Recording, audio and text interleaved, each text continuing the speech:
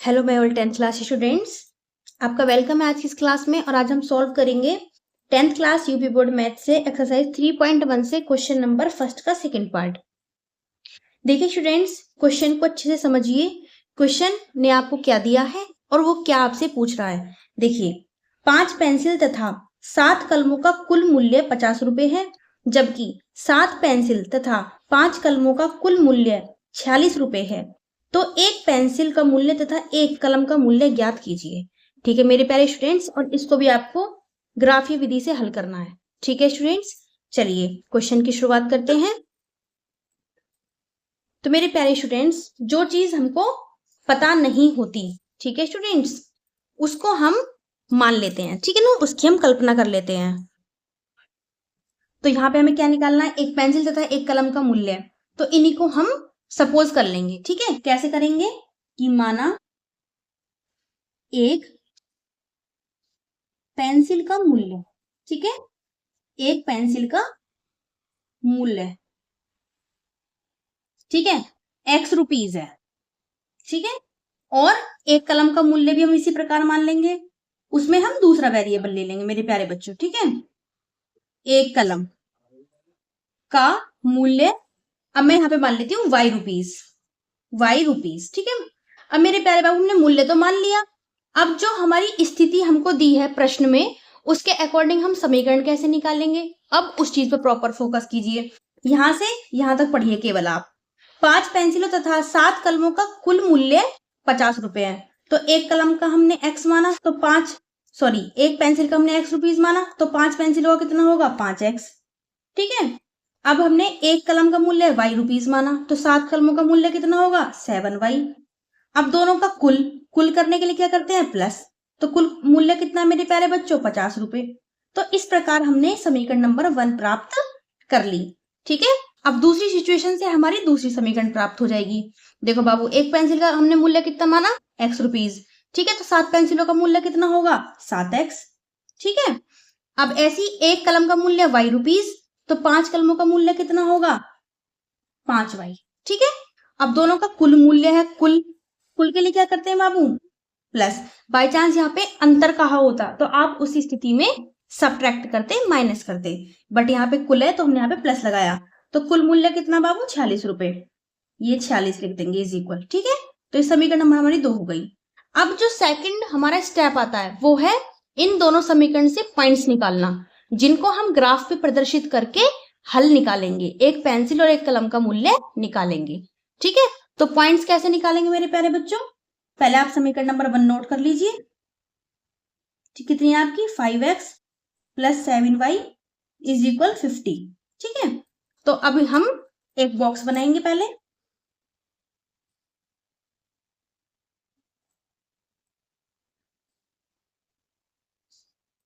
ठीक है, और इसमें हमने एक्स वाई को शो कर दिया, क्योंकि एक्स वाई के तो मान निकालने हैं हमको।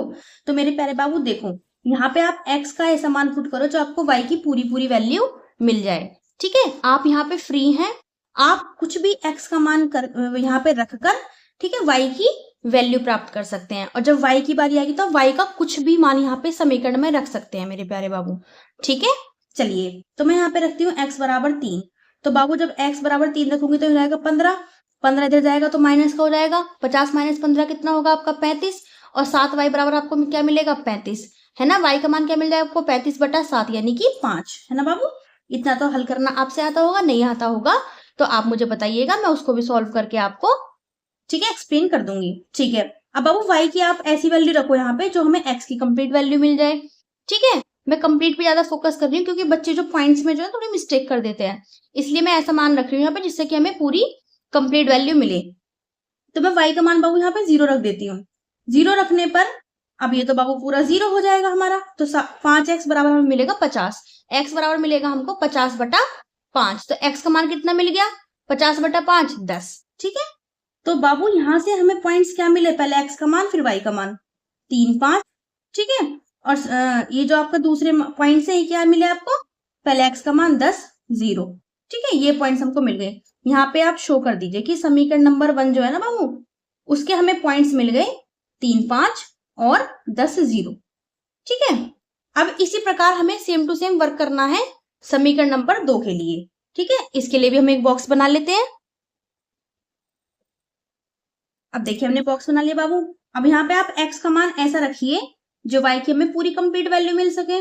तो बाबू अगर मैं यहाँ पे x बराबर 3 रखती हूँ, ठीक है, तो ये हो जाएगा आपका 21 और 46 में से 21 जाएगा क्योंकि इधर जाके माइनस का होगा। 46 से 21 गए तो कितने बचेंगे बाबू? 25। ठीक है, तो x बराबर 3 रखने पर 5y बराबर 25 हो जाएगा, y बराबर 25/5 हो जाएगा। y का मान हमको 5 मिल जाएगा। ठीक है, कितना मिल जाएगा? 5। अब बाबू आती है y की बारी। अब y का हम ऐसा क्या मान रखें जो हमें x की वैल्यू कंप्लीट मिल जाए। तो बाबू मैं यहाँ पे रखती हूँ -2, तो आपको x की वैल्यू मिल जाएगी यहाँ पे 8 सॉल्व करके। ठीक है, कोई भी डाउट आए तो मुझे बताइएगा जरूर। ठीक है, तो यहाँ से आपको क्या पॉइंट्स अचीव हुए, क्या प्राप्त हुए पॉइंट्स? 3, 5। पहले x का मान लेते हैं फिर y का मान। ठीक है, पहले x का मान लेंगे 8, फिर y का मान -2। अब यहाँ पे भी हम यहाँ पे शो कर देंगे कि हमें समीकरण नंबर 2 के जो पॉइंट्स हैं वो हल करके कितने प्राप्त हुए। वो मिले हमें 3, 5। ठीक है, और 8 - 2। अब बाबू इन पॉइंट्स को हम ग्राफ पे कैसे प्रदर्शित करते हैं, अब प्रॉपर फोकस आप इस चीज पे डालिएगा। ठीक है बाबू, तो समीकरण नंबर 1 पे हम पहले टारगेट करते हैं। ठीक है, तो 3, 5 पहला वाला मान किसका होता है? x का। दूसरा वाला मान किसका होता है? 5 का। सब पे ध्यान रखिएगा ऐसे। ठीक है, पहला मान x का होता है, दूसरा मान y का होता है। तो यानी कि आपको x एक्सिस के ऊपर, ठीक है, ये प्लस का 3 पॉइंट लेना है बाबू। ठीक है, और प्लस माइनस का भी ध्यान रखिएगा। ठीक है, एक बार मैं थोड़ा बता देती हूँ आपको ग्राफ में। यहाँ पे जो होते हैं ना बाबू, ये होता है हमारा मूल बिंदु। यहाँ पे x और y के निर्देशांक दोनों के 0, 0 होते हैं। अब x एक्सिस की बात करें तो आपके दाईं साइड में यानी कि राइट साइड में x के पॉजिटिव वैल्यू होती है, मूल बिंदु के लेफ्ट साइड में x की नेगेटिव वैल्यू होती है, y की अपवर्ड में यानी कि ऊपर की तरफ पॉजिटिव वैल्यू होती है मूल बिंदु से, और मूल बिंदु से नीचे y की नेगेटिव वैल्यूज होती हैं। ठीक है, प्लस माइनस का ध्यान रखें, सारी वैल्यूज को आप शो करिए। तो समीकरण नंबर 1 का पहला पॉइंट 3, 5, x के ऊपर आप 3 पॉइंट लीजिए। 3 पॉइंट ले लिया। y के ऊपर आपको लेना है क्योंकि y का है पॉइंट 5, तो बिल्कुल 3 के ऊपर सीधे आप कहां तक चलेंगे? पॉइंट 5 तक। कहां तक बाबू? पॉइंट 5 तक। ठीक है, तो ये हमारा जो बिंदु आ गया वो आ गया हमारा 3, 5। ठीक है, दूसरा बिंदु क्या है हमारा समीकरण नंबर 1 का? 10, 0, यानी आपको x के ऊपर 10 लेना है, y का 0। तो यहाँ पे तो y का 0 होगा ही होगा क्योंकि इस पॉइंट पर x की वैल्यू भी 0 होती है और y की वैल्यू भी 0 होती है। तो y तो 0 यहाँ पे हो गया और x का 10 मान ये रहा। ठीक है, तो बाबू अब एक पॉइंट तो आपको ये मिला 10, 0। ठीक है, एक पॉइंट आपका 3, 5 ये रहा। अब इन दोनों पॉइंट से गुजरती हुई आप एक लाइन यहाँ पे खींचेंगे। ठीक है, इन दोनों से पास होती हुई। ठीक है, ये हम यहाँ पे लाइन खींच देते हैं। ठीक है, अब इसी प्रकार समीकरण नंबर 2 के पॉइंट्स को भी हम यहाँ पे रखेंगे। तो बाबू पहला पॉइंट 3, 5 है, तो 3, 5 तो हमारा यहीं पे होगा। ठीक है, और आपका दूसरा पॉइंट क्या है? 8 - 2, यानी कि x एक्सिस के ऊपर आपको 8 पॉइंट लेना है। 8 ही ले लिया हमने। ठीक है, अब -2। ठीक है, -2 यानी कि y की नेगेटिव वैल्यू है, तो आप मूल बिंदु से नीचे की तरफ -2 लेंगे। तो -2 आपको कहाँ पे शो करना है? बिल्कुल 8 के नीचे, क्योंकि x की वैल्यू 8 थी। ठीक है, और y की वैल्यू -2, तो यहाँ पे आपको पॉइंट्स मिल गए 8 - 2। अब बाबू इस वाले पॉइंट, क्योंकि समीकरण नंबर 2 का एक पॉइंट तो यही था हमारा। ठीक है, दूसरा पॉइंट है हमारा 8 - 2, तो इन दोनों से गुजरती हुई आप एक लाइन खींचेंगे। ठीक है, जो दोनों पॉइंट्स को स्पर्श करती हुई जाएगी, इनको काटती हुई जाएगी। ठीक है, तो मेरे प्यारे बाबू अब आती है, हमने दोनों समीकरण को शो कर दिया। ये हमारी समीकरण नंबर 1 थी। ठीक है, और ये हमारी 2 है। ठीक है, अब दोनों लाइनों ने जिस पॉइंट पर एक दूसरे को काटा, प्रतिच्छेद किया, ठीक है, इंटरसेक्ट किया, वही बाबू हमारा हल होता है। और हल के निर्देशांक हमारे 3, 5 हो गए। यानी कहने का मतलब क्या हुआ बाबू? पहला वाला x का मान होता है, दूसरा वाला y का मान होता है। ठीक है, x आपने किसको माना था? एक पेंसिल के मूल्य को। तो एक पेंसिल का मूल्य बाबू कितना आ गया? 3 रुपए। 3 रुपए। और y आपने किसको माना था? एक कलम के मूल्य को। तो कलम का मूल्य मेरे बाबू कितना आ गया? 5 रुपए। यही हमसे प्रश्न ने पूछा था। अब देखिए, आप एक इंटरेस्टिंग फैक्ट की बात मैं आपसे शेयर करूंगी।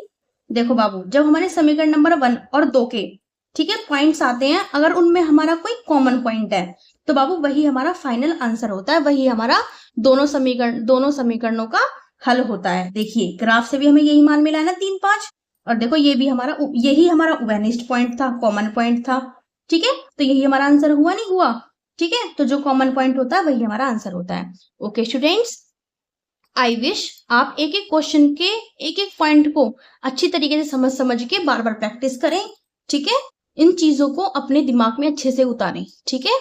तो students, best wishes for your study and thanks for watching this class.